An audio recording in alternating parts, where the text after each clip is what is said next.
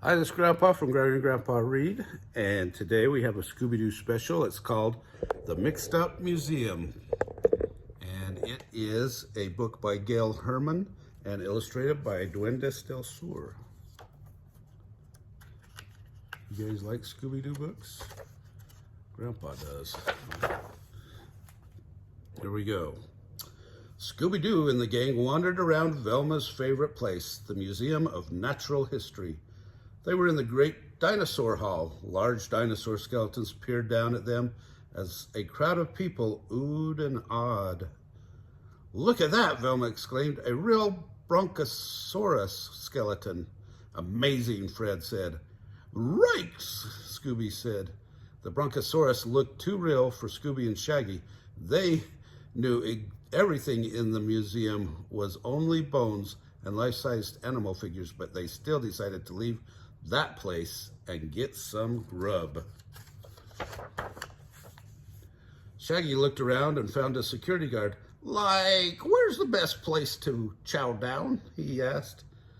"The cafeteria is that way," the guard said. He waved his arm to point behind him and knocked over a sign. "Oops, I have new glasses and I'm still getting used to them, but I can lead you to the cafeteria.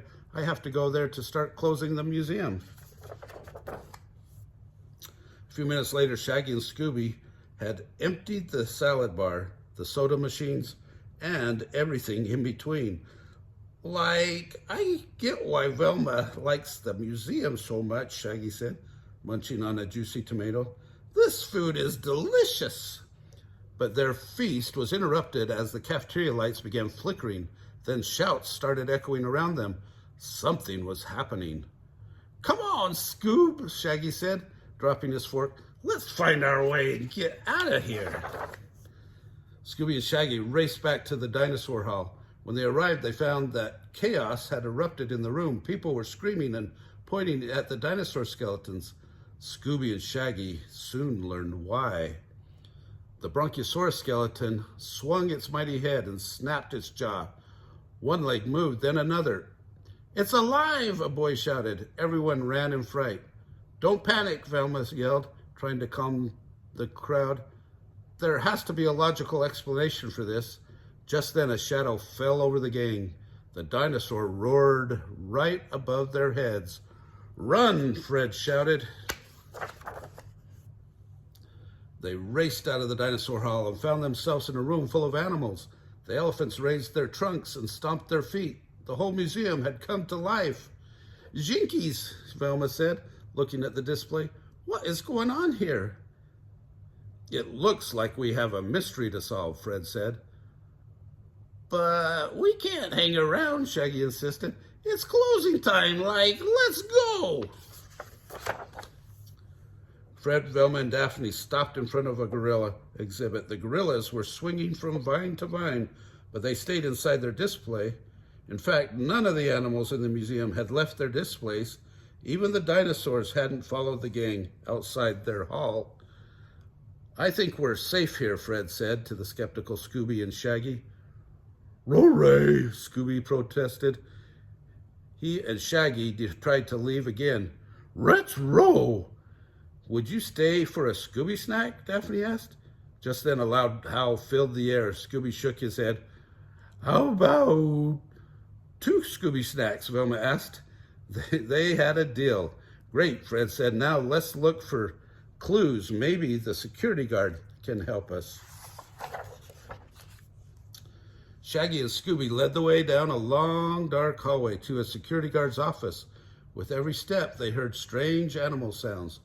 Then they heard a loud moan coming from behind a door with a "Keep Out" sign on it. "Zoinks! It's a scary jungle beast," Shaggy yelped. He and Scooby tried to run away, but Fred, Velma, and Daphne pushed them toward the door. The sign says, "Keep out," and "That's what I want to do," Shaggy said.